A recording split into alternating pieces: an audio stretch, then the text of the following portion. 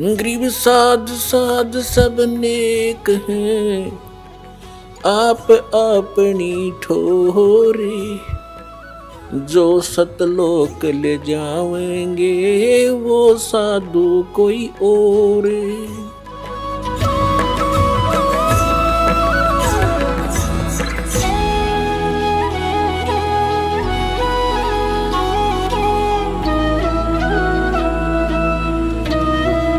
तो क्या बताते हैं कि हम समझा करते जो जंगलों में चले गए और धोने लगाकर आग अग्नि जलाकर बैठे हैं आसन पद्म लगाकर। गृहस्थी ये सोचा करते थे भगवान तो ऐसे मिलेगा, हम ऐसा नहीं कर सकते, हम बच्चे नहीं छोड़ सकते, ना इतना समय हम निकाल सकते। इसलिए हमने भगवान को खोजना बंद कर दिया। क्यों? इस तरह डले ढुए नहीं और भगवान मिले नहीं। फिर भी दुख होता था, अपनी छोटी मोटी क्रियाएं भगवान की करते ही रहते थे, क्योंकि आत्मा परमात्मा के बिना नहीं रह सकती। ये मन है, ये बकवाद करवाता है, इसके साथ इसका जोड़ा कर दिया काल ने कि इसको भ्रमित रख, इसको भयभीत रख, तेरा ये नुकसान हो जाएगा, ये नुकसान हो जाएगा, वहां सत्संग में गया तो यहाँ पीछे से हानि हो जाएगी। इसको ऐसा भयभीत करके वहीं बैठा लेता है, यहाँ नहीं आने देता, और वहां रहते रहते सारा परिवार का परिवार नष्ट हो जाता है। तब कौन सी रक्षा कर ली आपने? रक्षा करने वाला भगवान, इससे आप दूर कैसे बात बनेगी आपकी? अब जैसे एक बार ये दास जब ये दीक्षा ली थी, ज्ञान समझ में आया था, सर्विस भी करता था, तो जब ये ज्ञान समझ में आता तो अपने साथी कुलिक को, सभी को, जो भी संपर्क में होते हैं, ज्ञान सुनाना हमारी मजबूरी बन जाती है और जरूरी बन जाता है। ऐसे ही ऑफिस के अंदर दास ने जिक्र किया तो एक हमारा जो साथी था वो कहने लगा, भाई आपने संत तो देखे नहीं है। माँ भी कैसे? कि एक बार मैं चला गया हरिद्वार और आगे पहुंच गया ऋषिकेश।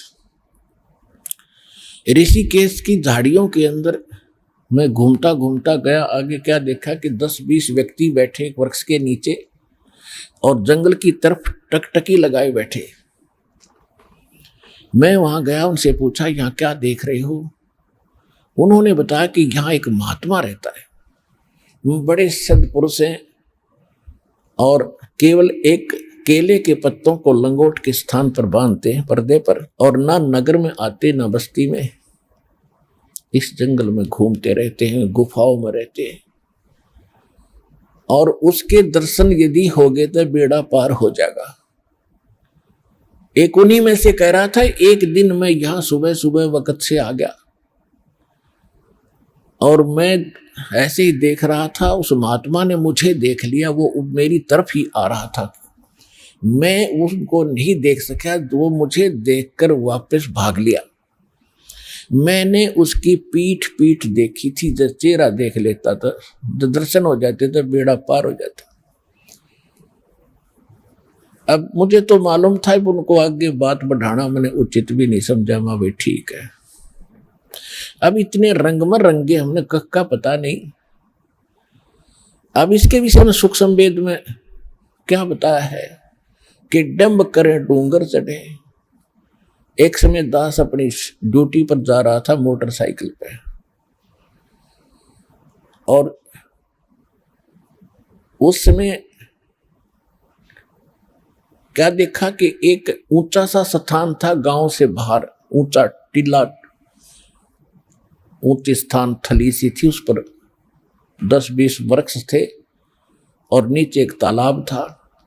वहां एक संत बैठा, साधु धूना लगा के, और कई भक्त उसके चारों तरफ गांव के लोग बैठे, कोई जा रहा था। तो हमने पूछा, भाई ये कौन है? कि बड़े पहुंचे महापुरुष बाबा तपस्या कर रहा है, और दूर तक दिखा साफ हो बैठा। वहां भी ठीक है, तब तक हमने नाम लिया नहीं था। अब नाम लेने के बाद परमात्मा की ज्ञान के प्रकाश में दिखाई दिया, वो तो डले डोए था, पशु था। क्या बताते हैं कि डंब करें, पाखंड करें, डंब माने पाखंड, डंब करें डूंगर चढ़े, डूंगर माने ऊंचे स्थान पर बैठेंगे, न सब न दिखूं, तपस्या कर रहा हूं, डंब करें डूंगर चढ़े अंतर झीनी झूल, और जग जाने यो भक्ति करे यो बोवे सूल बबूल।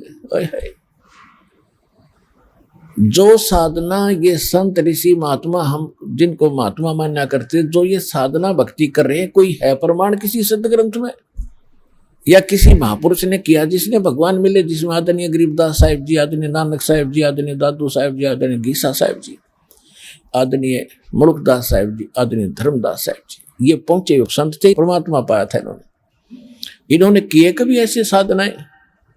और ब्रह्मा विष्णु महेश तीनों गृहस्थी, और इनको पाने के लिए जंगल में लंगोट बांध के बैठे ब्रह्मचारी बन के।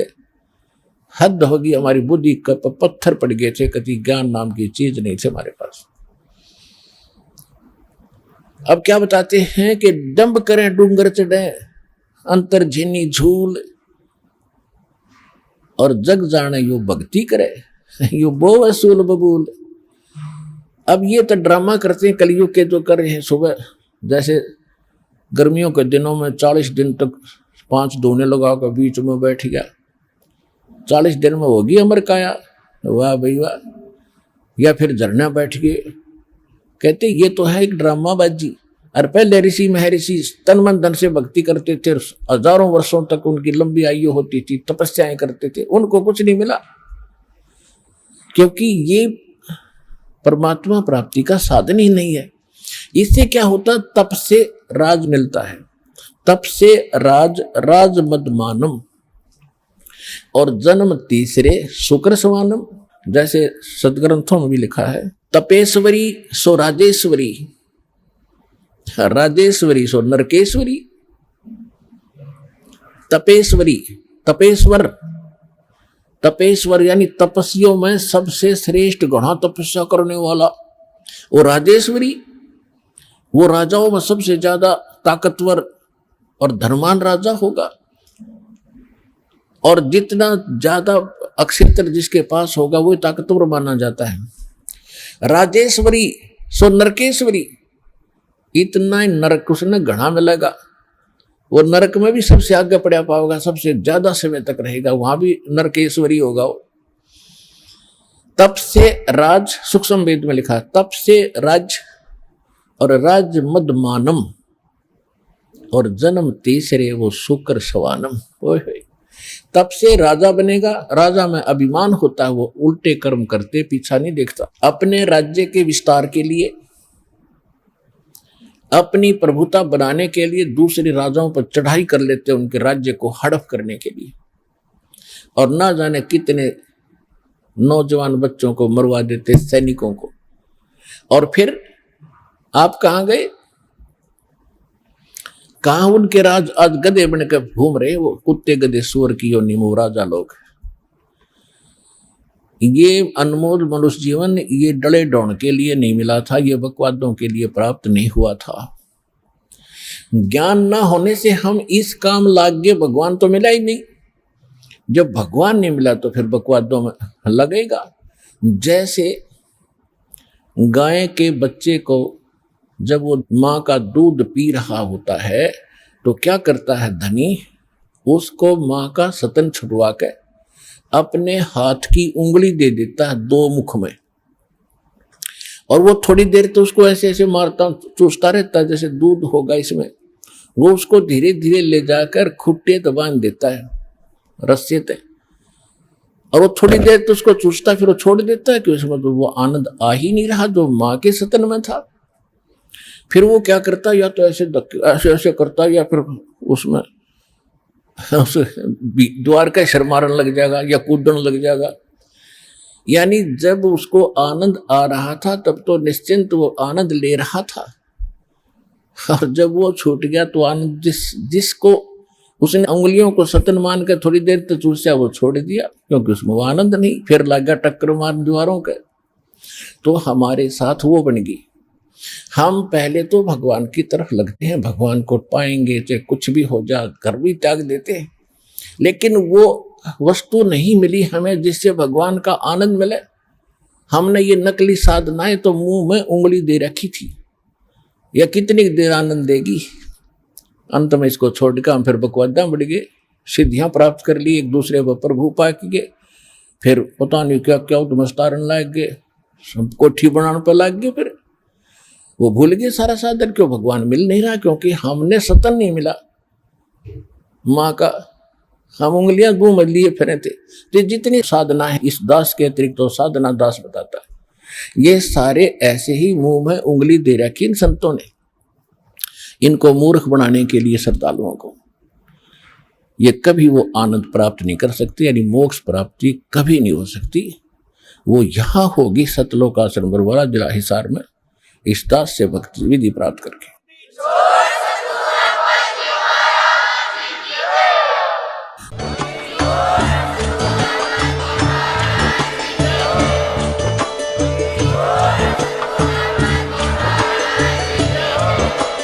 आप सुन रहे थे जगत गुरु तत्वदर्शी संत रामपाल जी महाराज जी के मंगल प्रवचन। अधिक जानकारी के लिए विजिट कीजिए हमारी वेबसाइट www.jagatgururampalji.org। संत रामपाल जी महाराज जी के शुभ आशीर्वाद से पूरे विश्व भर में 500 से भी ज्यादा नाम दीक्षा केंद्र हैं, जिन पर संत रामपाल जी महाराज जी द्वारा ऑनलाइन निशुल्क नाम दीक्षा दी जा रही है। अपने नजदीकी नाम दीक्षा केंद्र का पता करने के लिए संपर्क करें 8222880541।